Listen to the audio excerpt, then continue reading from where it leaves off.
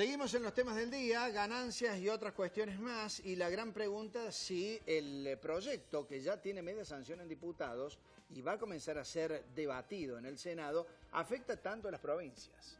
Bueno, vamos a... Recordemos que Schiaretti viaja en estos momentos junto a Osvaldo Giordano a Buenos Aires para exponer la posición de Córdoba, que dice va a sufrir un recorte realmente muy fuerte en cuanto a lo que son los ingresos y envíos de la nación por la coparticipación que tiene el impuesto a las ganancias para cada una de las provincias. Nos acompañan referentes del Frente de Izquierda de los Trabajadores, la dirigente y legisladora mandato cumplido Liliana Olivero y el actual legislador Ezequiel Peresini, quien está planteando también este tema con la pregunta que uno dice, ¿no? ¿Afecta realmente a Córdoba tanto como se anticipa? Buen día a los dos. Buen día. Buen día. En principio, claramente tiene una afectación, porque los fondos coparticipables que va a recibir la provincia es un impuesto coparticipable. Tiene una afectación, pero creemos que es una afectación necesaria. Es más, el proyecto presentado por el masismo solamente reduce el alcance del impuesto, pero lo sostiene. Nosotros en la Cámara de Diputados de la Nación, con nuestro compañero Gringo Giordano, hemos presentado un proyecto junto con los legisladores del Frente de Izquierda para eliminar definitivamente el impuesto a todos los convenios de las escalas salariales. O sea, los trabajadores no podemos pagar ganancias mientras la renta financiera o los grandes capitalistas, en vez de pagar los impuestos, tienen subsidios. Por eso es necesario el financiamiento de las provincias, pero no a costa del salario de los trabajadores, sino que hay que dejar de pagar la fraudulenta e ilegítima deuda externa, por ejemplo, que ya tiene presupuestado para el año que viene 4.000 millones de pesos, que van a ser destinados solamente al pago de los intereses de esa deuda que hemos contraído en la dictadura y actualmente seguimos pagando. El gobierno viene a aplicar un profundo ajuste y sigue insistiendo, como insistió el kirchnerismo durante más de una década, de que es el salario la vía más rápida para ajustar. En eso tiene un acuerdo importante, por eso sostienen distintos niveles de impuestos, pero cualitativamente siguen cobrando un impuesto que junto con el IVA hace que un trabajador tenga que trabajar 200 días de los 365 para pagar simplemente impuestos. Eso es un saqueo al salario y por eso hay que hacer una reforma tributaria impositiva general que permita que paguen más los que más tienen y no sea el salario de la clase trabajadora la que sea la variable de ajuste para recaudar de los gobiernos. Este proyecto que le va a impedir al gobierno recaudar lo que tenía previsto en materia de ganancias, ¿complica también el desarrollo del presupuesto para Macri del año que viene? Bueno, yo creo que acá lo primero que hay que decir que Macri mintió cuando hizo la campaña electoral planteando que iba a eliminar el impuesto a las ganancias, que en realidad no es el impuesto a las ganancias, es el impuesto al salario, que lo tienen que pagar las maestras que tienen doble turno, que tienen que pagarlo aquellos trabajadores que hacen horas extra, claro, que cobran viáticos porque viajan. Entonces, efectivamente... Perdón, que veían la afectación también, por ejemplo, en el medio aguinaldo, que es una conquista, claro, del salario, claro, legítima y histórica prácticamente. Claro, y como decía Ezequiel, efectivamente es un saqueo, además de ser completamente nocivo. O sea, mintieron en la campaña electoral absolutamente todo. Ahora, como se la ven en figuritas, porque hay una crisis internacional, económica, y efectivamente los créditos, esa lluvia de capitales, no es ni siquiera garúa, como dicen en el campo, siguen saqueando al bolsillo del laburante. 500.000 jubilados pagan impuestos a las ganancias. ¿Qué jubilado que está escuchando este programa puede decir que tiene ganancias? Es un salario diferido que efectivamente aportó durante años para cobrar una jubilación que además es indigna. Por lo tanto, el Frente de Izquierda se planta con que el salario no es ganancia, que las ganancias las tienen que pagar los grandes empresarios, que la tiene que pagar la renta financiera, que Macri le perdonó la vida a los ojeros, le quitó las retenciones, ni que hablar de la renta minera. Efectivamente son los sectores de mayor concentración económica que hoy gozan de este beneplácito de este gobierno neoliberal que efectivamente sigue planteando el ajuste a los trabajadores. Y en el caso, como decía Ezequiel, de las provincias, que en el caso de Córdoba creo que son 3.000 millones de pesos que no ingresarían, efectivamente empecemos a plantear la reforma tributaria, como lo venimos planteando desde hace mucho tiempo, que pague más el que más tiene.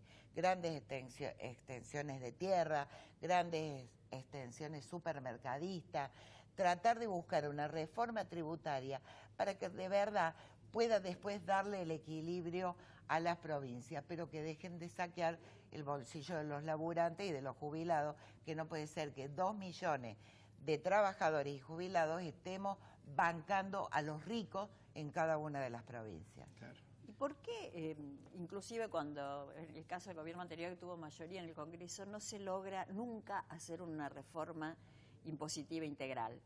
Claramente es porque todos los gobiernos que han sucedido tienen un acuerdo muy importante con los grandes capitalistas y con los grandes empresarios. Es por eso que tanto el proyecto de Scioli como el proyecto del macrismo sostenía una estructura tributaria sumamente saqueadora y regresiva. Ese es el simple motivo por el cual ninguno de los gobiernos ha avanzado en tocar los intereses de los grandes capitalistas. La renta financiera fue el sector económico que más ganó en la Argentina en los últimos 15 años y el gobierno, ninguno de los gobiernos nacionales, ni tampoco incluyendo los gobiernos provinciales que pueden tocar algunos intereses locales, se ha jugado a eso. Hoy estaban hablando hay un paro de lucha de los trabajadores bancarios y si uno entra a un banco apenas ingresa ve un cartel que dice los trabajadores pagamos las ganancias y los banqueros no las pagan. Esa es la estructura de saqueo del salario que quiere instalar el gobierno y la van a sostener siempre y cuando los trabajadores necesitamos salir a pelear y a enfrentarlos. Es por eso que lamentablemente un paro de la CGT, no solamente por el problema del salario, sino el problema del impuesto, sino la necesidad de la reapertura de las paritarias, que es la verdadera salida para poder discutir un salario digno para todos los trabajadores. El Frente de Izquierda presentó un proyecto alternativo, que no era ni el proyecto de Macri, ni el proyecto de Sergio Massa, que después sufrió modificaciones. ¿En qué se basaban ustedes? Ese proyecto centralmente es muy importante poder plantear que el Frente de Izquierda tiene una posición independiente tanto del macrismo, del masismo o el kirchnerismo que actualmente están funcionando juntos, porque Massa fue jefe de gabinete de kirchnerismo y actualmente en las legislaturas eso se nota y tiene realmente mucho peso. La posición independiente del Frente de Izquierda nos permitió a nosotros hacer un proyecto que garantice que eliminamos el impuesto del salario de la cuarta categoría a todos los trabajadores bajo convenio. Esto deja afuera a un sector monotributista en donde incorporamos un monto de cerca de los 37.000, 40.000 pesos para que se abonen y así también a las gerencias que ganan mayor dinero. Pero los trabajadores que son bajo convenio, que tienen una estructura salarial que no es ganancia, quedarían eliminados si se hubiera aprobado el proyecto del Frente. ¿Y cómo es este el tema del monotributista? Porque a mí lo que me genera un poco de duda es, vos viste que la mayoría de los trabajadores cuando quedan sin trabajo se ponen un kiosquito, entonces pasan a ser monotributistas, propietarios, pero la realidad económica de ese kiosquero es muy inferior y mucho más sacrificada que la de un empleado que puede ganar 40.000 pesos. Entonces yo me pregunto por qué uno sí y el que...